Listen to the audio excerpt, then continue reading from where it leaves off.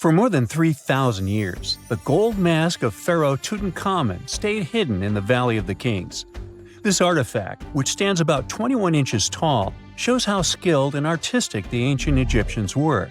But nobody expected that X-rays would reveal its biggest secret. King Tut was the last ruler of his family during the 18th dynasty. He took the throne at just 9 years old, but ruled for only 10 years before he passed away unexpectedly. If we're being honest, back in ancient Egypt, he was mostly forgotten by the rulers who came after him. His tomb wasn't a big deal for them, so much so that even the grave robbers forgot about him. It might sound a bit sad, but the truth is that it was actually great news for us. Since his tomb was practically forgotten, it ended up being perfectly preserved. While the other tombs in the Valley of the Kings were looted, his remained sealed and untouched. So, when it was discovered back in 1922, it had over 5,000 precious objects inside. That made Tutankhamun basically an instant celebrity and one of the best-known pharaohs nowadays. Among the treasures was the most stunning piece, his golden mask. This mask is said to be an exact image of the king's face, or at least it was supposed to be, but we'll get to that later. The purpose of this accurate representation of his face was to make sure that his soul would recognize him in the afterlife and return to his mummified body. In ancient Egyptian beliefs, this would allow him to continue living in the afterlife. The details of the mask clearly looked incredibly difficult to create, but people didn't realize how complex it truly was until many years later. The first X-rays of the mask were taken in 1967. Back then, the main reason for these scans was practical – conservation. The mask was heading to Paris for an exhibition, and it was the first time it had ever left Paris. This would help them keep track of any changes during the exhibit. Plus, the images could give clues about how the mask was made, but back then, they probably didn't fully realize just how complex its construction was. I mean, Egyptian goldsmiths didn't use modern soldering techniques. So, how did they make this mask? New X-rays taken in 2007 gave us some answers. It turned out the Egyptians didn't use pure gold, which is 24 carats. The mask was actually made of 23-karat gold, meaning it was mixed with another material. So, specialists discovered that the gold sheets contained a small amount of copper, a reddish-brown metal. This was likely done to make the material more flexible and easier to shape. They would then shape the gold sheets by heating and hammering them over and over again. But there was one more secret inside the mask that wasn't discovered until 2015. The year before, the staff at Cairo's Egyptian Museum were working on the mask display when the long beard of the mask accidentally got knocked off. Another theory is that the beard had become loose over time and just fell off. Either way, the fact that King Tut's beard came off caused a lot of stress. After all, we're talking about one of Cairo's biggest tourist attractions, so the experts had to fix the problem quickly. The restoration process started with a detailed recording of the mask's condition. To do this, they had to take a full three-dimensional scan of the artifact, and, by accident, they found something very interesting in the mask. Inside the royal beard, there is a gold tube, an intriguing structure that the Egyptians likely used to attach the beard to the rest of the mask. And that proved, once again, that the process of making this mask was even more complex than experts thought. But the mysteries don't stop there. Remember how we mentioned that the mask was thought to perfectly represent King Tutankhamun's face? Well, that might not be entirely true.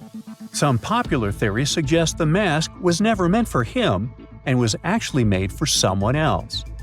A study published in 2015 suggested the mask was originally made for a female pharaoh, his supposed stepmother, the famous and beautiful Egyptian queen Nefertiti.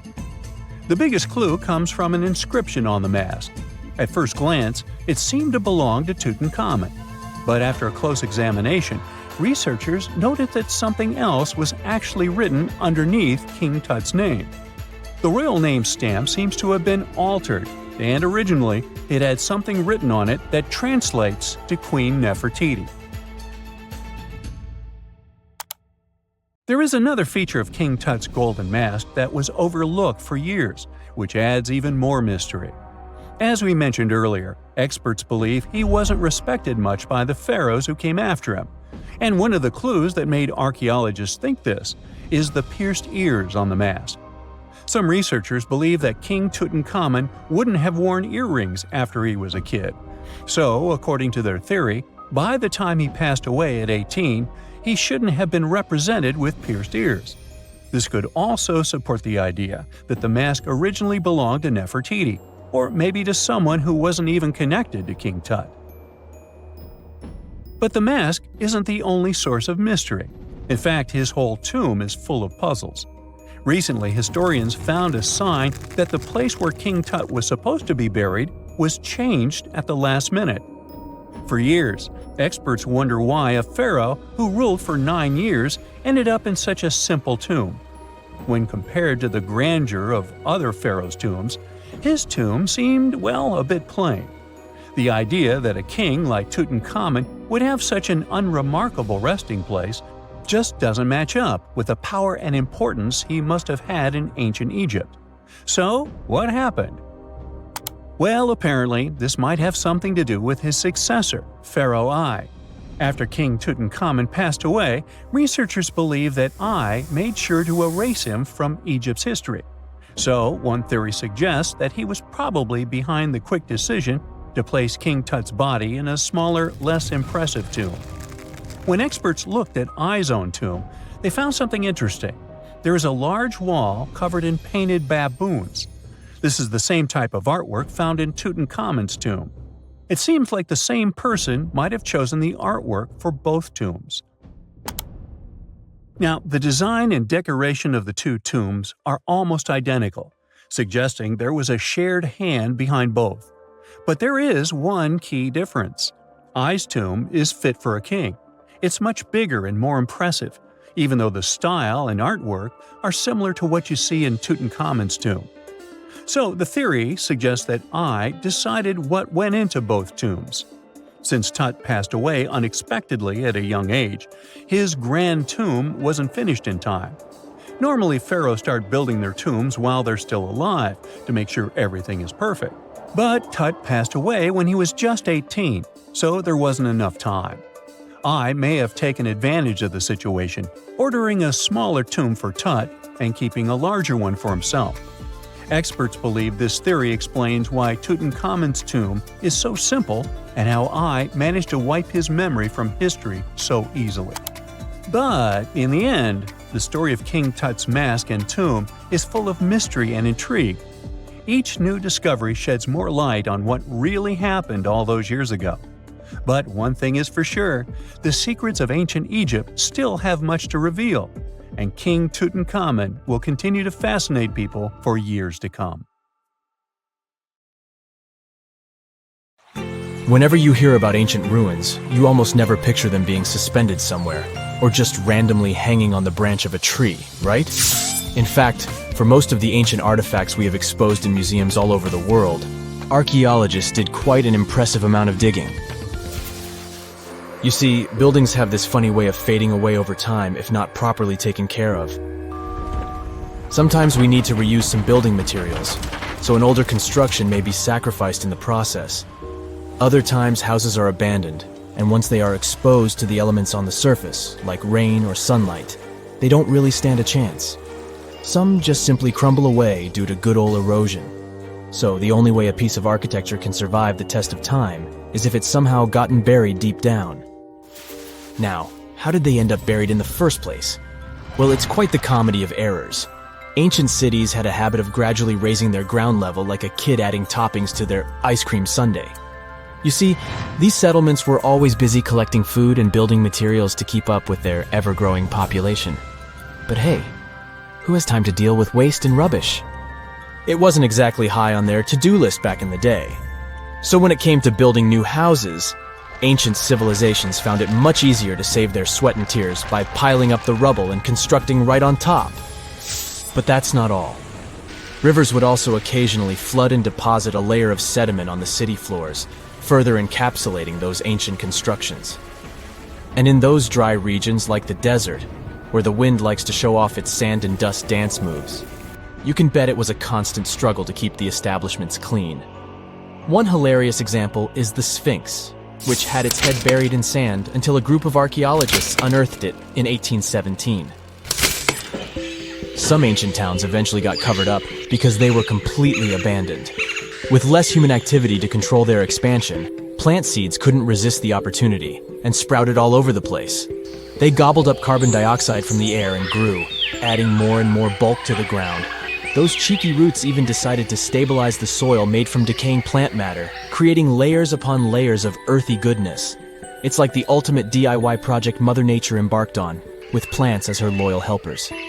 The act of digging into the secrets of ancient civilizations is not just about unearthing a lost world.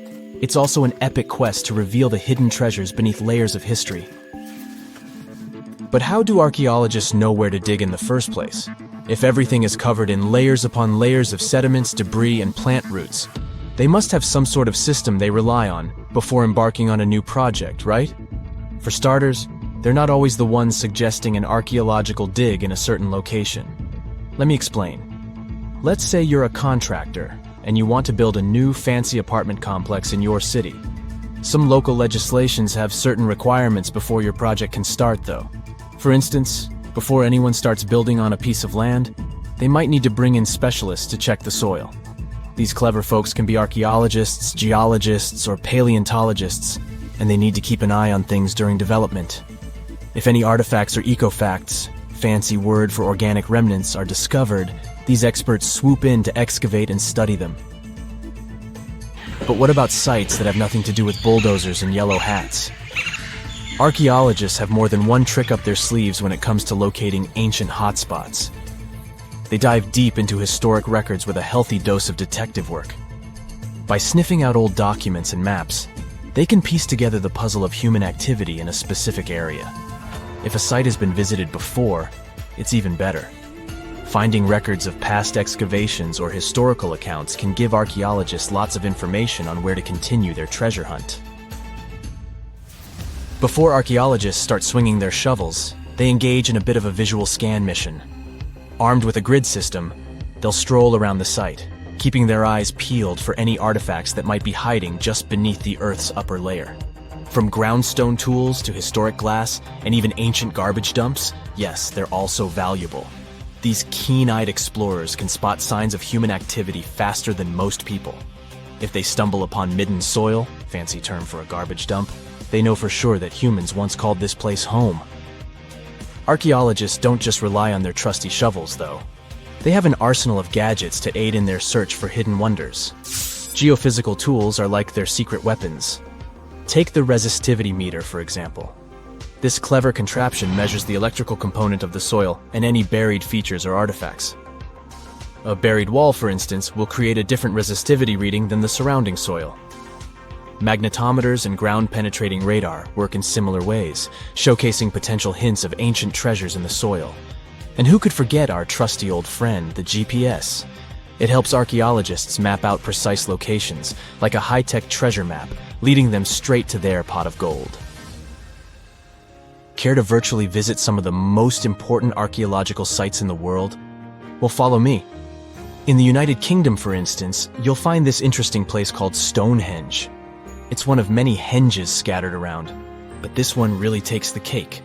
Picture this: massive ancient stones standing tall and proud, arranged in a funky outer ring and an inner horseshoe, with some smaller stones thrown in for good measure. And guess what? These amazing stones have been around for over 5,000 years. Talk about a serious case of rock-solid longevity. Now, here's where it gets interesting. According to local folklore, the legendary wizard Merlin whipped out his magic wand and poof! He teleported these massive stones all the way from Ireland. Apparently, some giants had assembled them there, but Merlin decided they would look much better at their new location. Others think it's just the ruined remains of an old Roman spiritual edifice. These amazing structures were built by our Bronze Age ancestors. With their simple tools and limited tech, they managed to create this monumental masterpiece. Impressive, right? Unfortunately, there's still so much we don't know about this area. Stonehenge's initial purpose remains a mystery to this day. Sure, there are lots of theories, but scientists have yet to agree on the subject. However, we do know that it's perfectly aligned to catch the sunrise during the summer and winter solstices. The ancient city of Pompeii is an equally amazing archaeological site. Picture this. Mount Vesuvius, a notorious troublemaker, decided to throw a volcanic tantrum and completely covered this ancient Roman city. It turned it into a time capsule, located outside present-day Naples in Italy. Fast forward to the year 1748, when a bunch of adventurous explorers stumbled upon Pompeii. Lo and behold, they discovered a treasure trove of well-preserved goodies: streets, houses, food. Probably a bit stale by then. Blingy jewelry, fancy sculptures, colorful frescoes, everyday household items, and even animal and human remains. It was like an epic archaeological party. From the looks of it, Pompeii had it all. Fancy houses and villas, a massive 20,000-seat arena, cute little artisan shops, hangouts like taverns. And let's not forget the saucy spots like those luxurious bathhouses for some intense pampering. There's also the sanctuary of Apollo, where people used to gather for their daily dose of worship. And of course, the bustling heart of the city, the Forum of Pompeii, where all the cool people used to hang out. And guess what? Pompeii is so cool that it made it to UNESCO's World Heritage List back in 1997. That's like the ultimate Hall of Fame for historical awesomeness.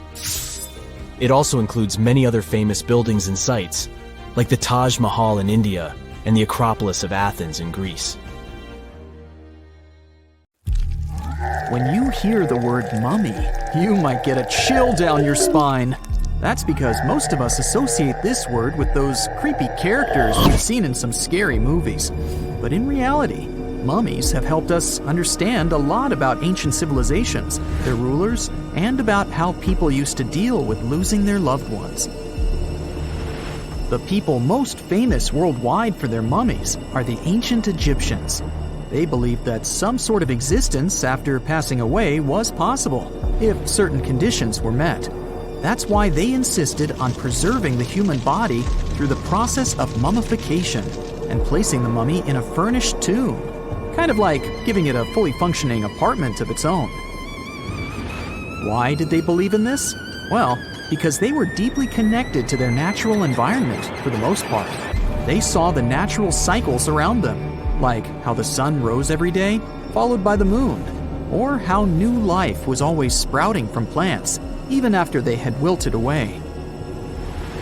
They also believed that the powerful spirit Osiris, who represented the cycle of passing away and resurrection, played a role in this process. To prepare for the afterlife, the ancient Egyptians followed certain rituals, like mummification, which involved using materials like honey, resins, and incense to preserve the body. There's no other mummy more popular than that of King Tut. He was a young pharaoh who ruled over 3,000 years ago in Egypt. The problem with discovering ancient royal tombs is that most of such burial sites were previously robbed. People knew ancient rulers had been left with many valuable belongings, so those locations became vulnerable to thieves. When King Tut's tomb was opened in 1922, people were excited because it had not been robbed, like many other previously discovered royal tombs. That's how well hidden it was. Inside, his mummy was encapsulated in a total of 3 coffins, including one made of gold. The objects found in his tomb showed us what ancient Egypt was like, and studying his mummy also helped us learn about the culture and practices popular at the time when he passed away. We also learned about his family by looking at his DNA. Scientists were able to discover that he had had a disease called malaria and a problem with his foot that might have made it hard for him to walk. Ramses II was another pharaoh in Egypt who ruled for 68 years, which was quite a lot back in the day. He was known for his expansion campaigns and building projects. Many objects from his time as a ruler still exist today, including a large statue of him. Ramses II was about 6 feet tall and lived to be about 90 years old. After looking at his mummy, scientists concluded that he may have had a medical condition that affected his spine. Now, remember those thieves I mentioned before? They are probably the reason why Ramses II ended up in a plain coffin in a secret collection of royal mummies at Deir al-Bahari. which was rediscovered in 1881. Thankfully, archaeologists were able to identify him because his journeys had been recorded on his wrappings. The process was really tedious too. In fact, in ancient Egypt, the mummification process could take a staggering 70 days to complete. A special person would say a very specific speech while delicately handling the body and drying it out using a type of salt called natron. They also used linen and resin to make the body look more lifelike and to wrap it in cloth. The tomb was equally as important for ancient Egyptians. The walls of King Tut's tomb, for example, were adorned with intricate artwork that depicted his journey to the afterlife, from his burial procession to his passage through the underworld. The ancient Egyptians believed that everyone made this journey after passing away, and they filled their tombs with items and paintings to help the person in their spiritual travels. Additionally, the walls of the tomb were decorated with spells from a special book, which contained a collection of poems that the Egyptians believed would help people reach the afterlife. And speaking of how important this journey was, people also placed food in these ancient tombs. In King Tut's tomb, archaeologists discovered 36 jars of vintage beverages and 8 baskets of fruit, which were believed to be left there to help him in his journey to the afterlife. The Egyptians believed that traveling to the afterlife took a really long time, so they left a lot of supplies, such as food and water, to sustain their loved ones. Pharaohs also generally had numerous luxurious garments and beautiful jewelry in their tombs to ensure that they would have a fashionable journey. These items included various types of linen clothing, such as tunics, scarves, gloves, and headdresses, as well as a lot of gold jewelry with precious stones, like bracelets, buckles, pendants, necklaces, rings, and even precious depictions of insects for protection. Some were also deposited with fans made from ivory and ostrich feathers to keep them cool in the afterlife. Some ancient rulers were even placed in their forever apartments along with boats. For example, Pharaoh Khufu built the Great Pyramid at Giza as his tomb, and a large ship was found inside. King Tut, however, was buried with multiple boat paddles, but no actual boat. Instead, he had 3 chariots and numerous walking sticks made of precious materials, perhaps indicating he'd rather travel to the beyond by land, not by water. Amongst the most interesting objects found near ancient mummies are bottles of oils and perfumes. If rulers were supposed to be fashionable, why not smell nice too, right? Also, some of them had some ancient kinds of board games, most of them made out of precious materials like gold or ivory. One of those games was called Senet. It was very popular amongst the ancient Egyptians and very similar to modern-day chess. The ancient Egyptians may have the most famous mummies out there, but they weren't the first to invent the procedure. In fact, it all started in South America with an ancient civilization named the Chinchorro. As far as we know today, these people were the first to mummify their loved ones that had passed away. They did it somewhere around 2,000 years before the Egyptians started their own rituals. Sure, we can tell a lot about ancient rulers by studying these mummies, but until recently, we had no idea what they really looked like during their lifetime. Not so long ago, though, some very special mummy paintings were found by archaeologists studying ancient Egyptian objects. These mummy portraits are highly detailed paintings of individuals that were made while they were still alive. Such paintings were often painted on wood, as opposed to the classical portraits we all know about, which are painted on canvas. They are known for their realism and beauty, and have even been used by researchers to diagnose diseases by comparing them to the corresponding mummies. Some of these portraits also include depictions of jewelry, which was later found on the mummies. The recent discovery of these mummy portraits in Central Egypt is significant, as it marks the first time in over a century that such paintings have been found. Mummies appeared all around the world naturally, too. Mummification can occur without people intervening because of natural conditions, like extremely cold or hot environments, places with a lack of oxygen, or accidental exposure to chemicals that preserve the body. These conditions don't allow bacteria to grow, resulting in the body remaining more or less intact.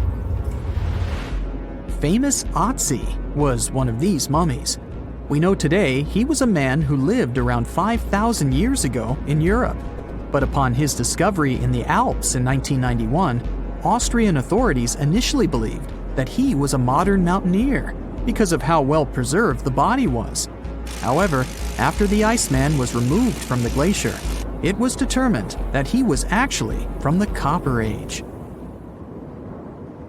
If there's a question that still baffles archaeologists to this day, it's this one. How did the ancient Egyptians build those magnificent pyramids? As far as we know today, their resources were quite limited, especially in terms of tools and building materials. We still don't have a fully satisfying answer, but hey, we've got some pretty amazing theories worth considering.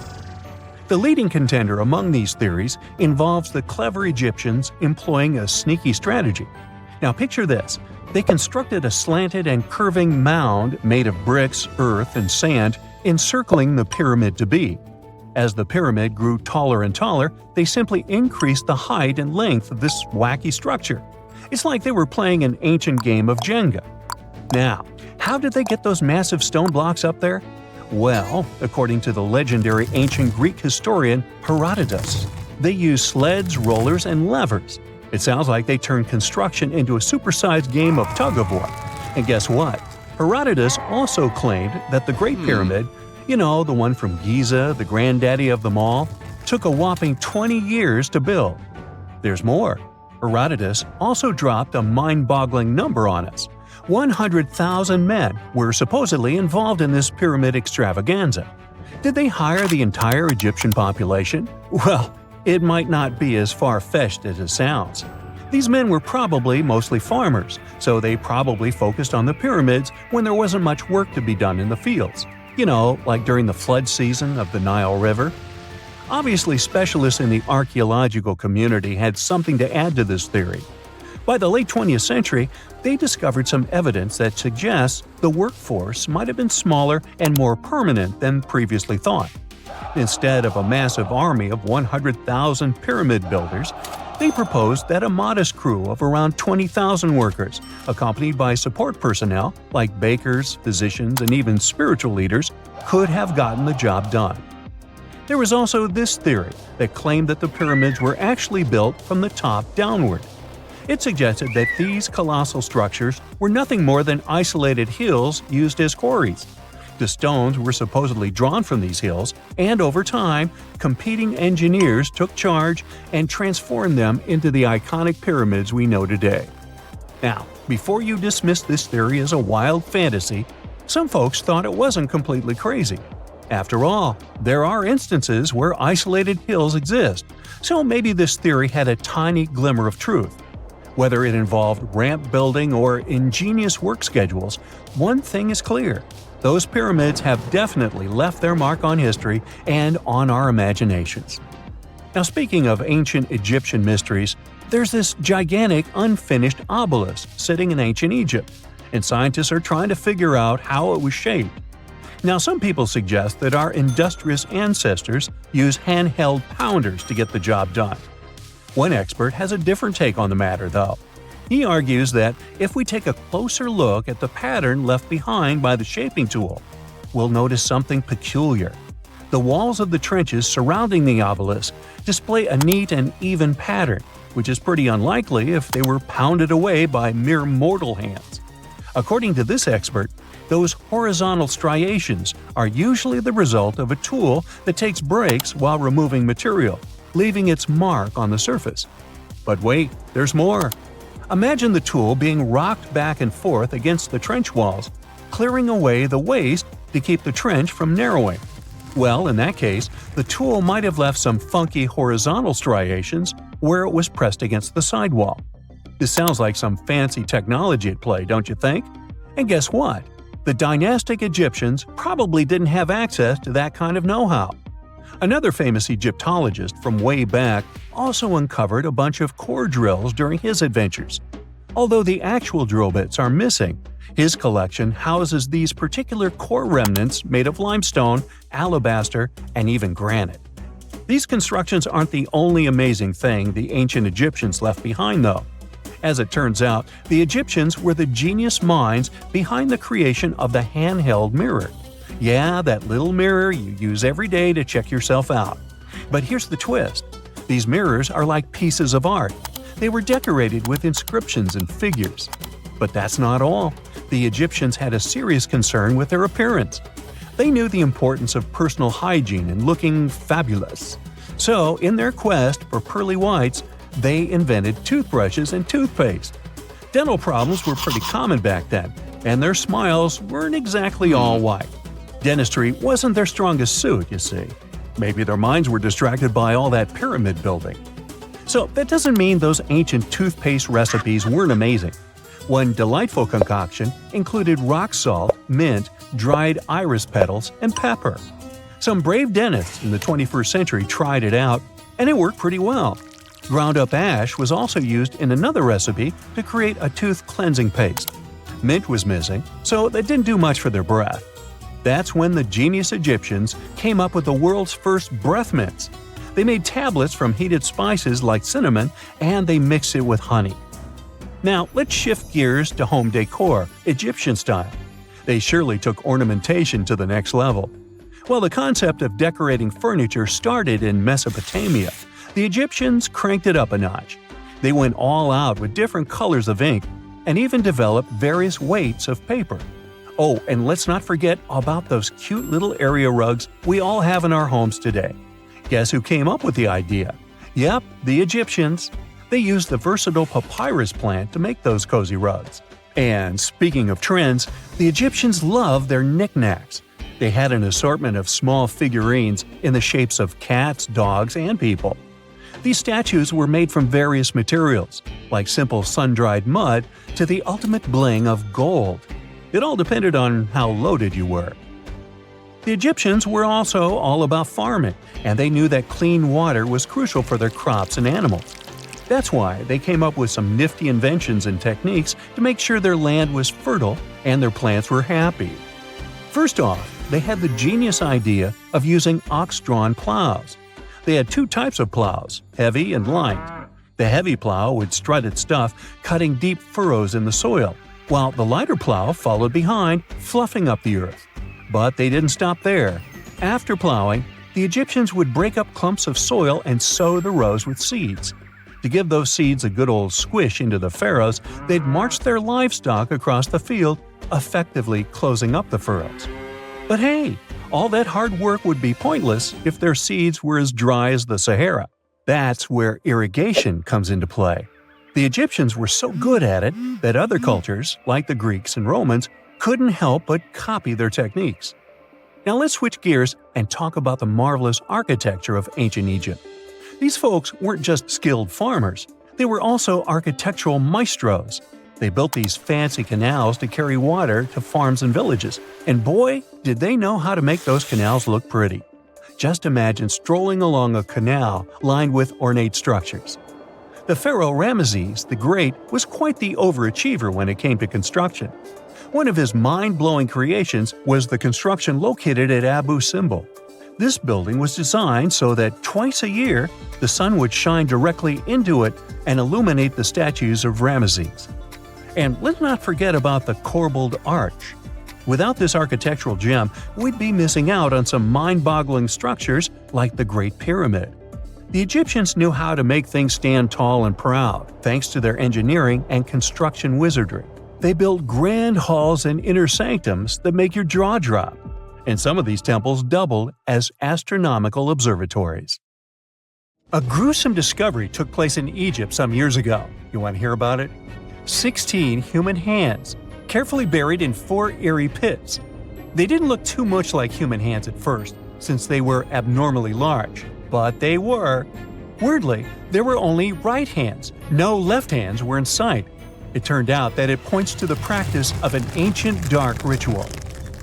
Old Egyptian art and tales talked of a ceremony where warriors would present the right hand of their adversaries as proof of victory and ask for gold in return. Egyptians believed in the afterlife, so cutting off someone's hand meant you cut off their power eternally. Guaranteeing this type of defeat was interesting to the winning party. Here, the fight was between Egyptians versus Hyksos, who lived in what was once known as Canaan. Egypt has always been the center of some history-changing findings, and some time ago, this papyrus was found. If we stretched it open, it would be just a tad bigger than the height of a skyscraper. The world's tiniest skyscraper, which is located in Wichita Falls, Texas. When humans didn't write on their notes app, they wrote on this thing, made from the medulla of a papyrus plant. Around 2,000 years ago, ancient Egyptians wrote something reminiscent of a book where they describe most of their funerary traditions and their visions of the afterlife. It's considered one of the most important texts from ancient Egypt and is still sold in bookstores to this day. This ancient manuscript was unearthed from a chamber located just south of the Pyramid of Djoser, located in Saqqara. Oh yes, Djoser is the oldest pyramid in Egypt and not the Giza pyramids like most people think. So recently, the site of Saqqara buzzed with excited archaeologists who probably found one of Egypt's oldest complete mummies. They believe that this beautiful and well-preserved mummy was that of a wealthy man. He was discovered in a deep shaft, covered in layers of gold leaves. There are many symbols that show he was an important and wealthy man, like the band he wore on his head, the bracelet on his chest, and the fact that he was embalmed with a tunic, which was reserved for Egypt's finest. The most exciting part of the entire discovery was finding the resting place sealed with mortar, just as the ancient Egyptians had left it 4,300 years ago. Now this may sound weird, but back in 2008, archaeologists discovered a missing pyramid. Now it went missing because it deteriorated over the span of 4,000 years. Today, you can only see its base. It was a pretty important site back in ancient times. It is said that around the area of the pyramid, the ancients hosted a special type of ceremony where high priests would carry mummified remains of sacred bulls. Now here's a fun fact. Ancient Egyptians believed that Apis bulls were earthly incarnations of the city deity of Memphis and was connected to rites of fertility. It wasn't just any Apis bull though. They needed to be all black with a single white mark between its horns and a bunch of very specific characteristics. They were selected by the local priests and honored until they passed away. After that, they were mummified and buried in underground galleries. Meanwhile, this missing pyramid sort of disappeared around the 1800s. It was a German archaeologist who first found it in the village of Saqqara. He called it the Headless Pyramid when he first found it. But then, years after the official discovery, the desert sand came along and covered the whole thing. There were some excavations between the 19th and 20th centuries, but they weren't too systematic. That's why scientists were so thrilled when they dug an entire pyramid's base after removing the 25-foot mound of sand that was covering it. Oh, and it turns out American archaeologists are excavating a cemetery in Egypt that could contain over 1 million mummified bodies. So far, archaeologists have dug around 1,700 mummies. One of the main differences from other classic Egyptian mummies is that these people weren't kings and pharaohs. They were commoners that most likely lived about 1,500 years ago, when Egypt was controlled by the Roman and Byzantine empires. The name of the cemetery is cool though, the Way of the Water Buffalo, just in case you want to check it out on your next trip. Other than bulls and buffaloes, ancient Egyptians also liked baboons. Are you seeing a pattern here? In the beginning of the 20th century, archaeologists discovered a site filled with mummified baboons in a place called, guess what? The Valley of Monkeys. An animal wouldn't have been mummified if it wasn't considered important. Certain animals were more important than others, since they were linked to specific deities. Jackals were connected to Anubis, the ancient god of the afterlife, and cats were likened to the female deity Bastet. Baboons were a pretty big deal, since they were believed to be connected to Thoth, the deity of wisdom and advisor to Ra, one of Egypt's supreme deities. The archaeologists who studied these animals weren't too happy.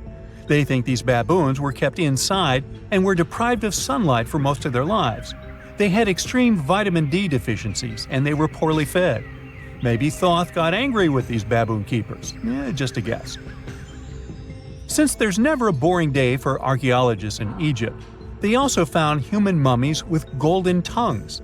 Since Egyptians were all about the afterlife, They believe that golden tongues might help a person speak once they pass to the other side. I mean, it's a long shot, but hey, why not? Some of these mummies were placed in wooden coffins with goods, such as necklaces, pottery, golden artifacts in the shape of lotus flowers, and scarab beetles, and iPhones.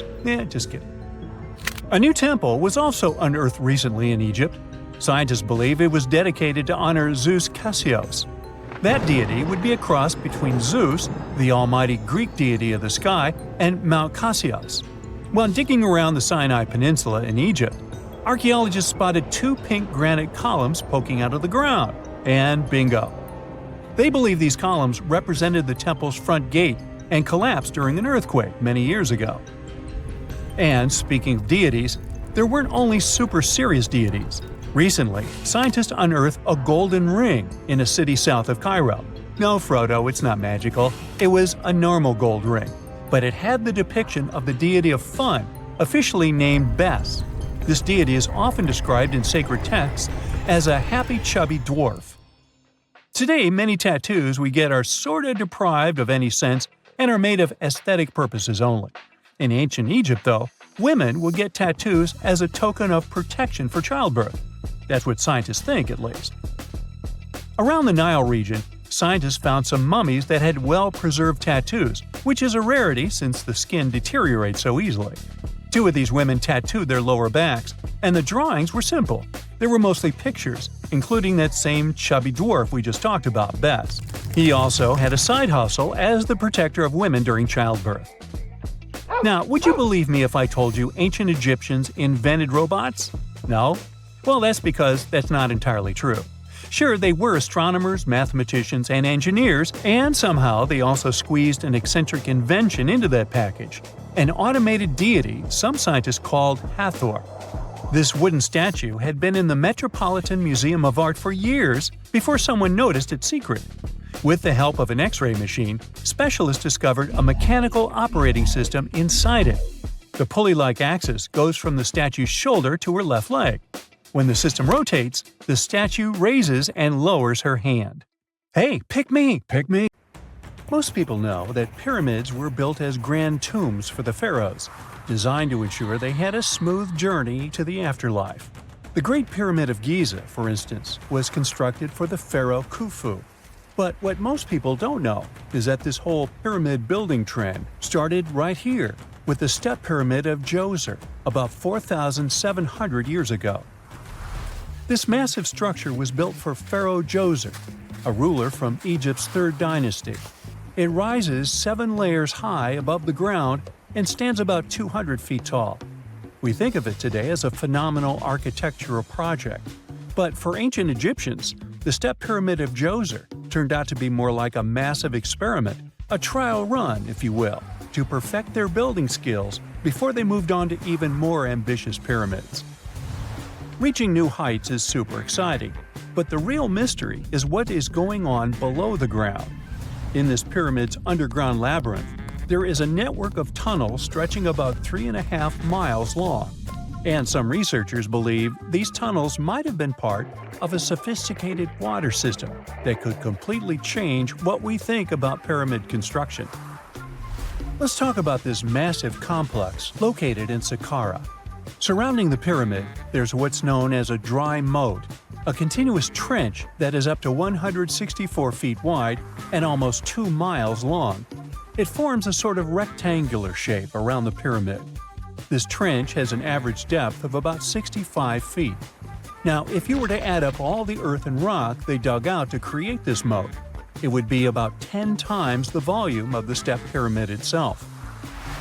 For the longest time, people just assumed this trench was nothing more than a huge quarry, a place where they dug up stone and clay to build the step pyramid. Makes sense, right? But when you take a closer look, it doesn't add up.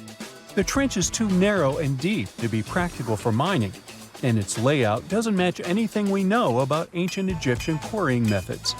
Plus, some sections of the trench are actually covered with a rocky ceiling, which would have made it nearly impossible to use as a quarry. Another theory suggests that the dry moat had some kind of spiritual significance. Maybe it was a sacred place, where souls of nobles gathered to serve the late king in the afterlife. There are even niches in the walls that work as a hint at this spiritual function. But most researchers believe that this purpose likely developed much later, long after the complex was built for Djoser. So, what was the moat really designed for?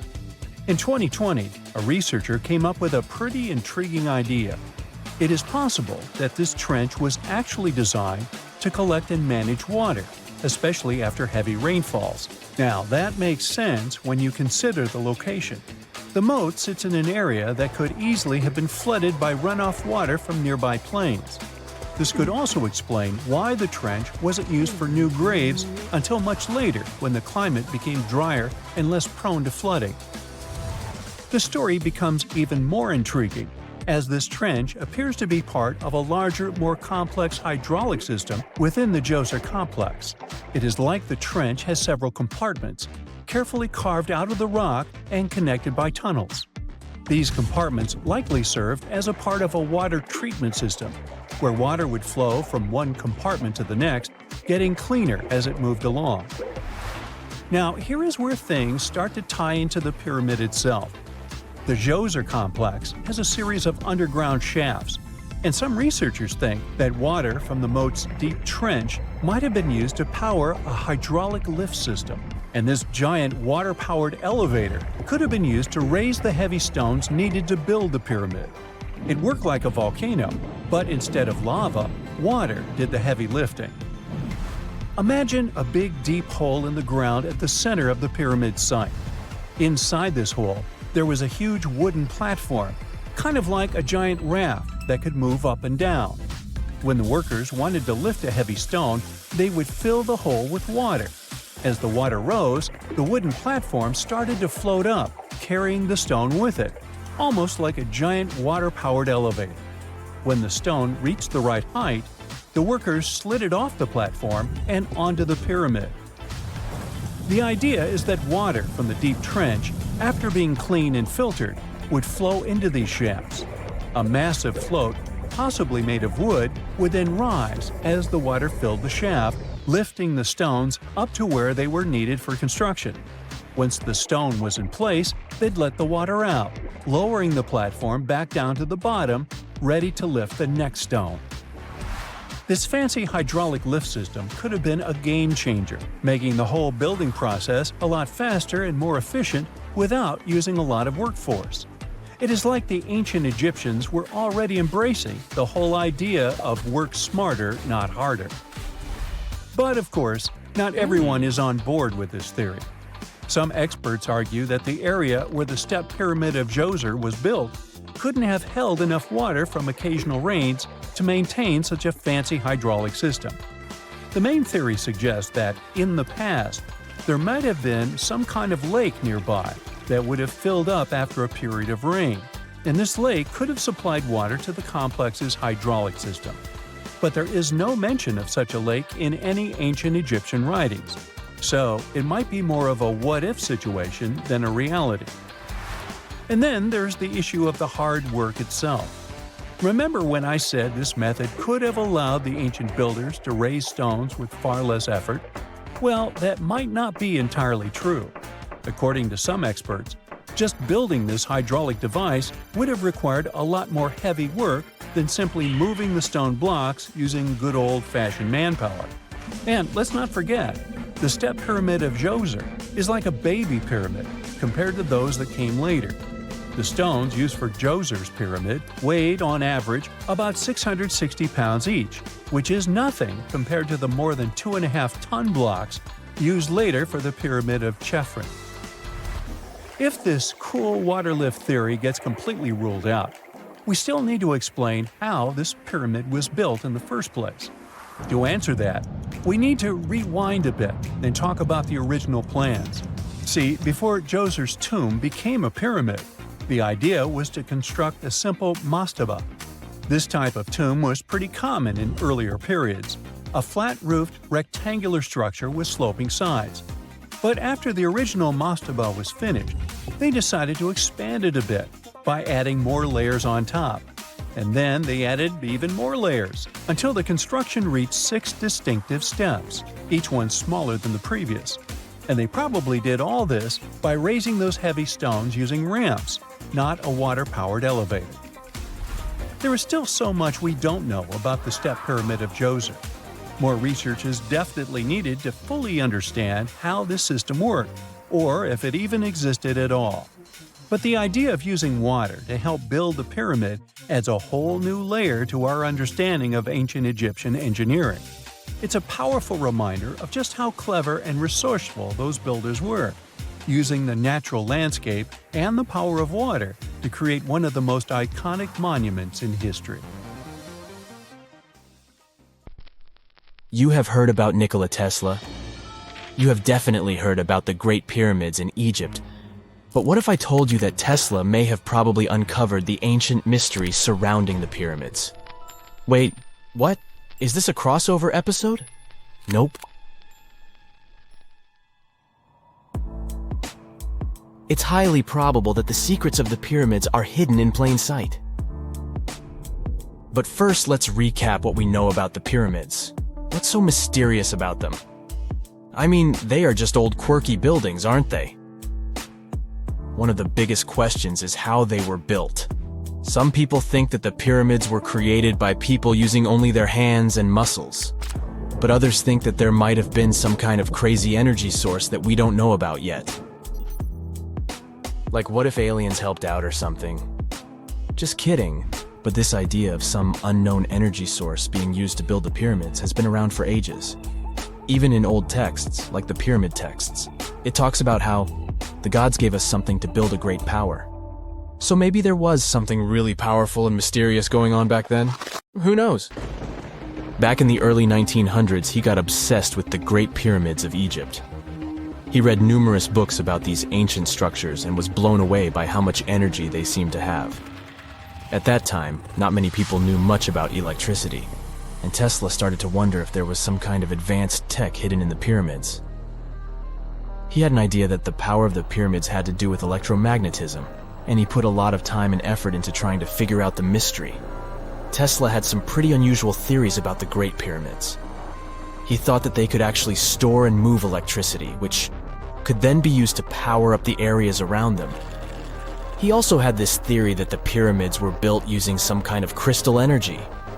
He believed that the chambers inside the pyramids could have these super powerful crystals that could control the electromagnetic fields. But that's not all. Tesla also had this idea that the materials used to make the pyramids had properties that allowed them to trap energy from the sun and the moon. And not just a little bit of energy. He thought that the pyramid could actually create this massive energy field that could light up whole cities or even brighten up dark places. He thought that the pyramids could be used as giant power plants to generate electricity and run machines. Tesla even believed that the pyramids were somehow linked to cosmic energy, which could be used for spiritual enlightenment and healing. How very new age of him. Anyway, Tesla wasn't just pulling these ideas out of thin air. He was seriously into studying everything he could about the pyramids, from ancient artifacts and texts to hieroglyphs and drawings. And he came up with this idea that the pyramids were designed to be energy amplifiers, and some kind of unknown energy source was used during their construction. Some people thought Tesla was eccentric for coming up with these theories, but his ideas have actually had a huge impact on the way we think about the pyramids today. Researchers and scholars have been digging into his theories for years and using them to uncover some of the biggest mysteries surrounding these ancient structures. For example, recently scientists have used theoretical physics to investigate how the Great Pyramid of Egypt would react to certain radio waves. They found out that if the radio waves were a certain length, the pyramid could concentrate the energy inside its rooms and focus it under its base. The scientists did lots of calculations to figure this out.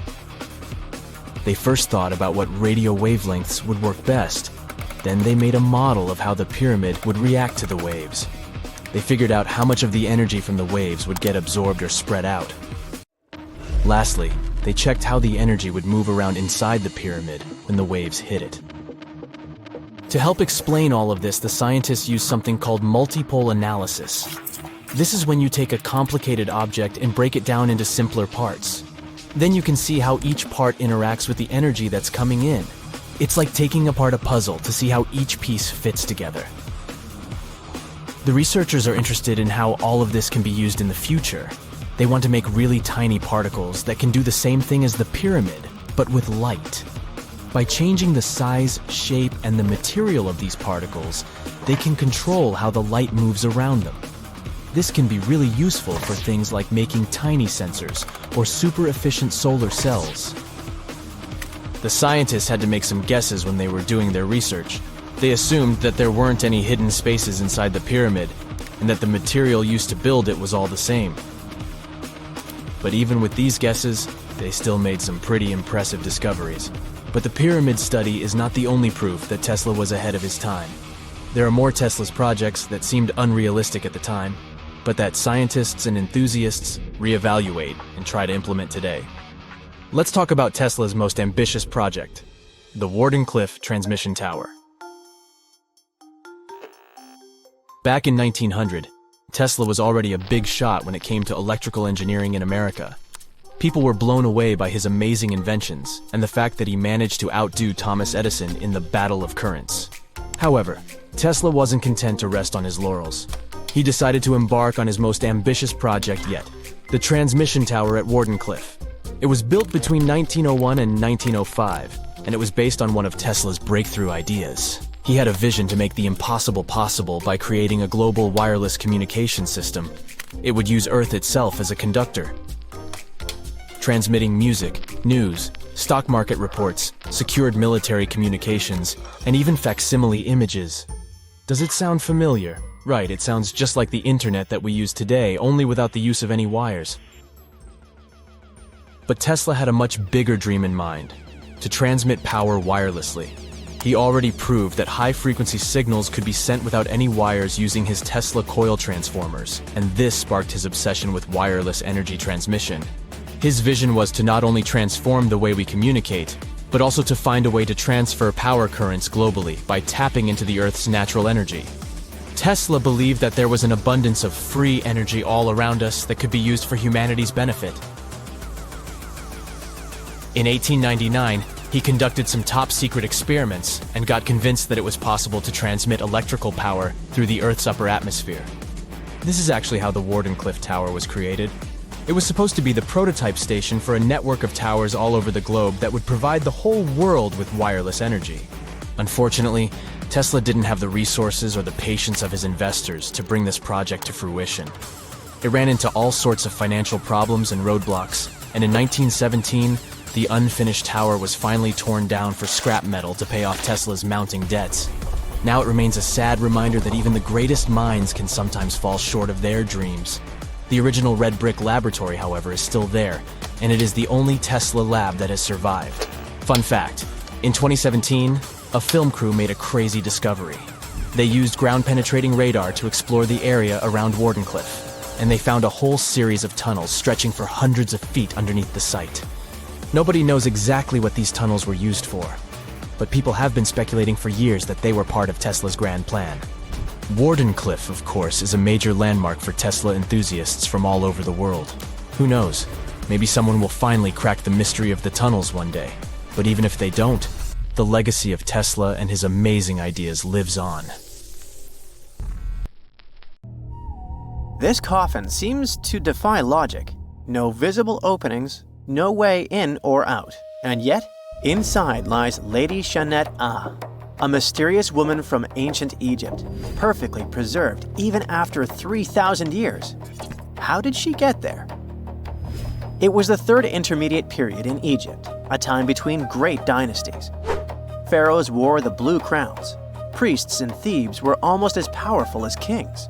Markets were filled with the cries of merchants selling dates, papyrus, and precious perfumes. Lady Dai was in her late 30s or early 40s, old age by Egyptian standards of that time.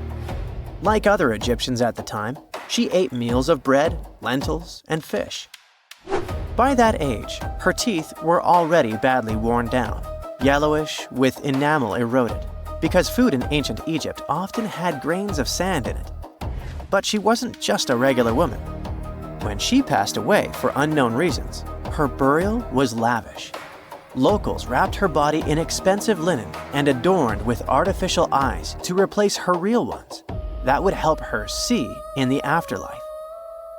And that's exactly how we found her 3,000 years later, in a beautifully decorated sarcophagus. It was made of cartonnage, which is kind of like papier-mâché, made by layering linen and papyrus with adhesive. These coffins were wildly strong, lasting for thousands of years, all thanks to Egypt's super dry climate. But most importantly, Egyptians only used it for the elite. So she was someone very important to the locals, though we might never know why. But there was only one huge problem with her mummy. How did they even put her in the coffin? No matter how much researchers looked, there were simply no entry points. The only visible gap was a tiny slit near her feet. But that's not nearly large enough to place her entire body inside. This mystery puzzled them for decades, until they finally learned the truth only recently. They study those mummies at the Field Museum in Chicago using new technology, CT scans. It's basically like taking thousands of X-rays and piecing them together to create detailed 3D images. That's how we can learn more about the bodies without disturbing them. And it turns out the ancient Egyptians were unbelievably clever. They didn't construct the cartonnage around Shenet-A's body, which would be a common and easy thing to do. Instead, embalmers created the coffin first. Then, they softened this coffin with moisture to make it flexible. After that, they carefully molded it around her wrapped body.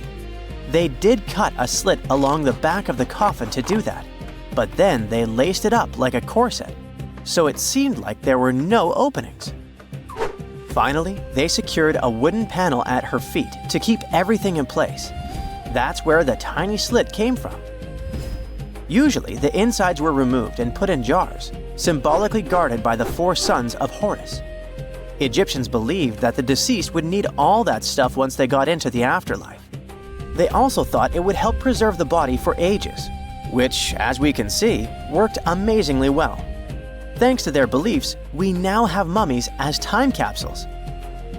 Each son of Horus was supposed to protect each of the specific body parts. The human-headed Imseti for the liver, the baboon-headed Hapi for the lungs, the jackal-headed Dalmutef for the stomach, and the falcon-headed Kebis Senuv for the intestines.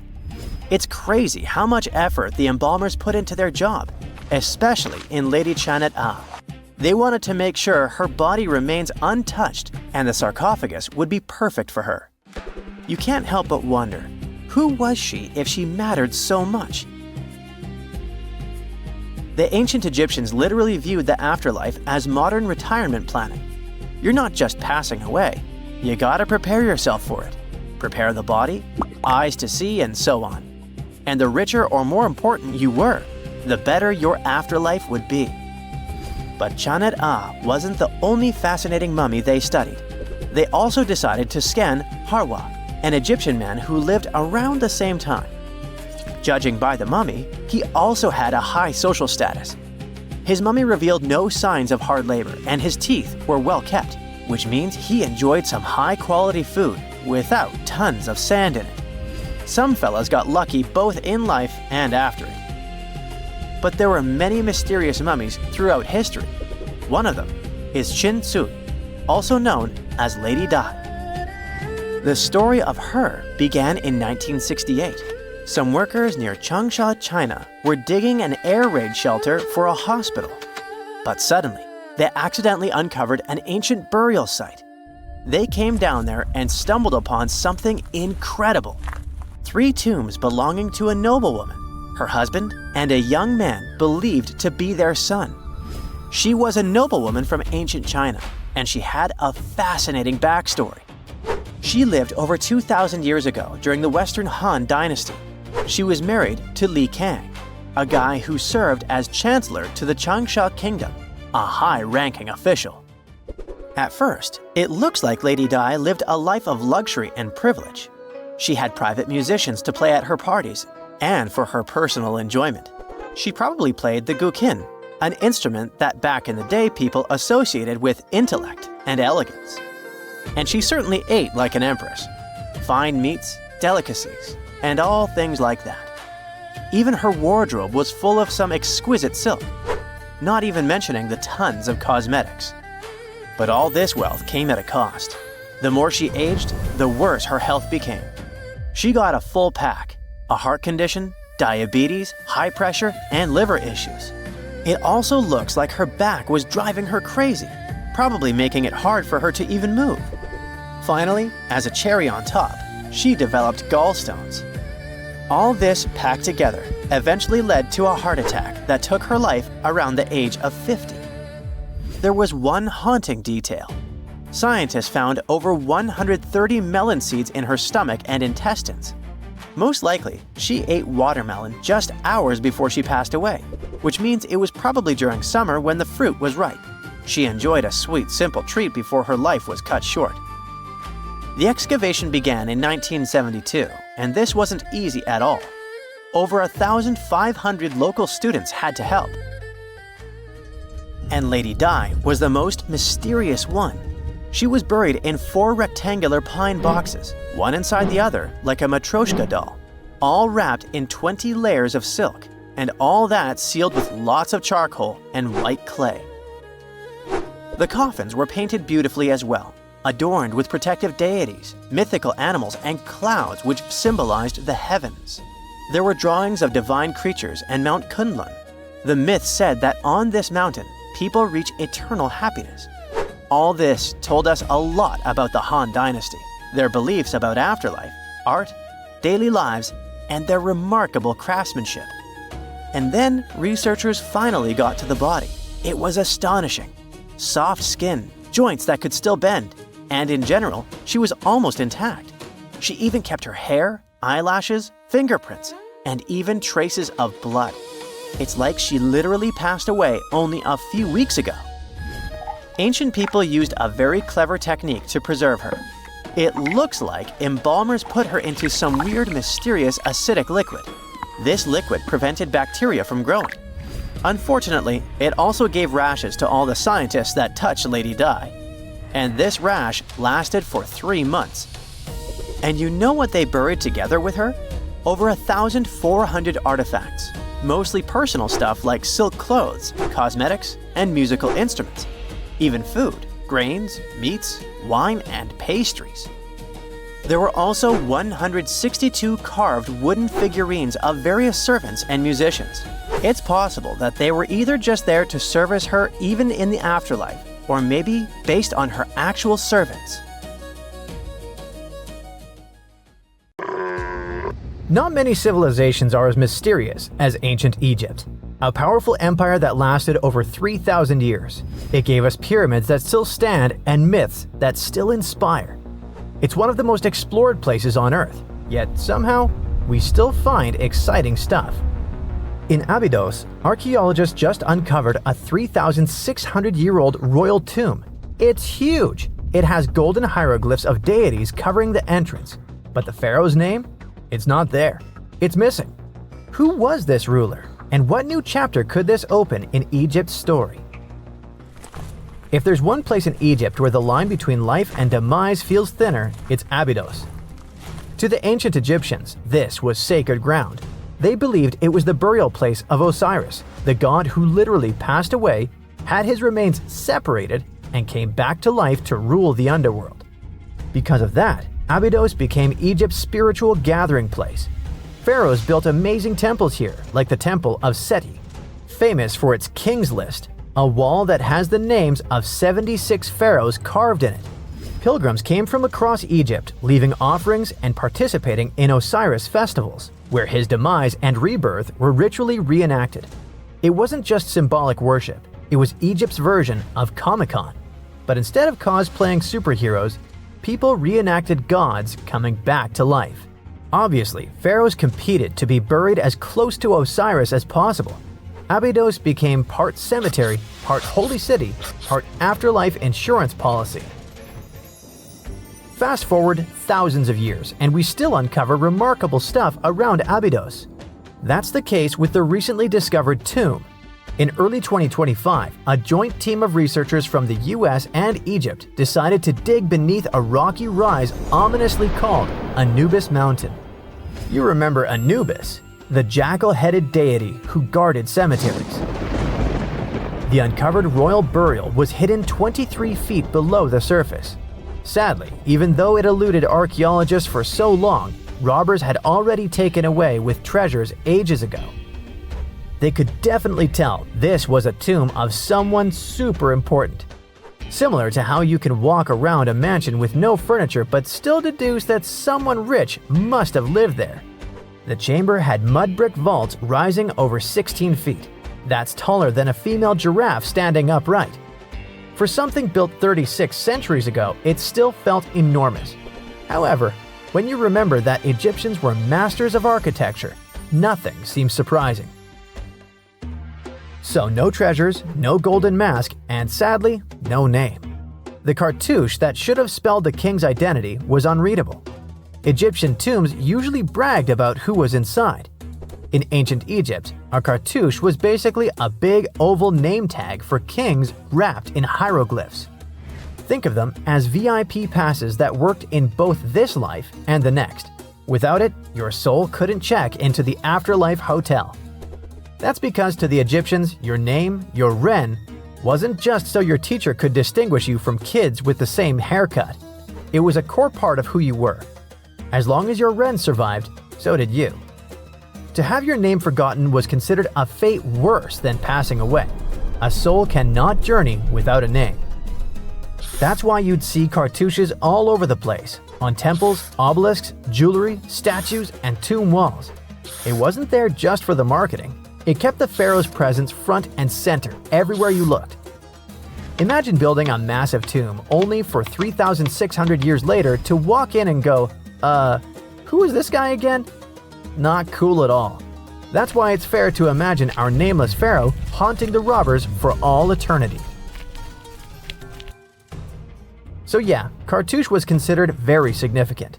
One of the most famous and mind-blowing examples comes from the tomb of Thutmose III. His burial chamber and sarcophagus were literally shaped like a cartouche. In other words, the entire room was a living architectural symbol of his name. Thankfully, in the recently discovered tomb, not everything was erased. Painted in golden hues at the entrance were two familiar guardians, deities Isis and Nephthys. Isis was the magician who stitched Osiris back together and breathed life into him. Nephthys, her sister, was the eternal mourner and protector of the mummy. Together, they promised that whoever rested here would not face the afterlife alone, and it's one additional proof of the importance of the mysterious pharaoh. So, who could this be? To answer that, we need to go down history lane. This tomb dates back to Egypt's messy chapter called the Second Intermediate Period. Instead of one ruler in charge, the country had many rival kingdoms, each with its own little power base, like a real-life Egyptian version of Game of Thrones. And right in the middle of that chaos was Abydos. For a while, it was home to its own line of kings, the so-called Abydos dynasty. Those weren't the pyramid builders everyone knows, and that's why they're so mysterious. They left behind almost nothing. No great monuments, no sprawling cities, just fragments of names on broken blocks. For centuries, many scholars even doubted they existed at all.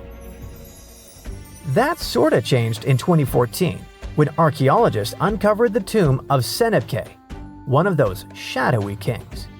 Now, everything we know about Senebkay points to him having quite a story to tell.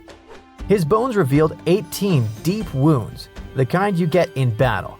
He had blows to his skull, back, and hands, and likely lost his life fighting, making him one of the few pharaohs we know who sadly fell in combat. His tomb was modest, with reused artifacts from earlier kings, but it delivered one priceless thing: proof.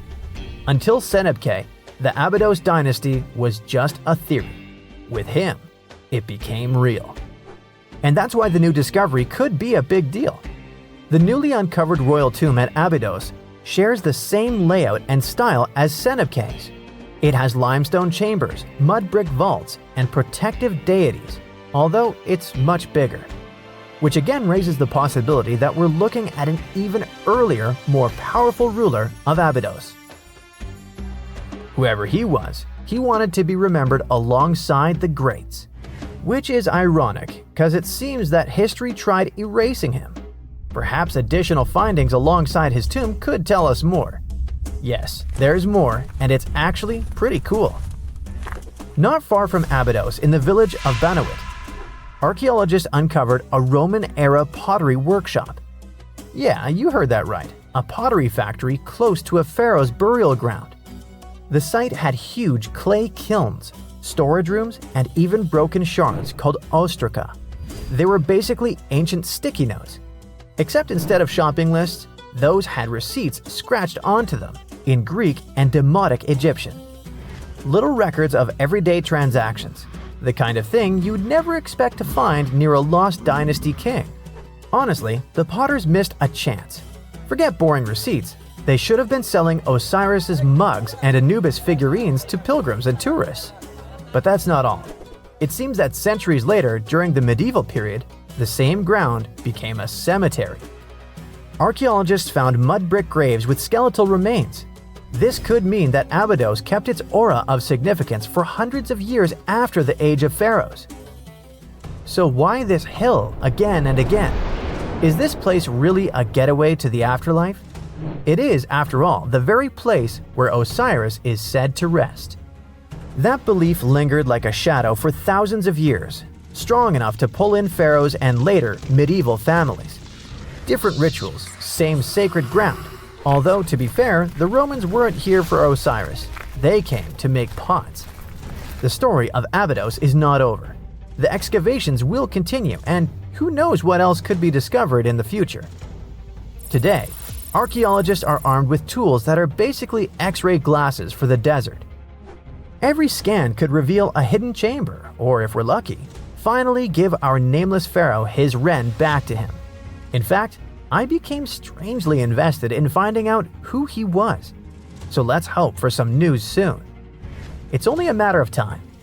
Do you have your own theories? Let me know.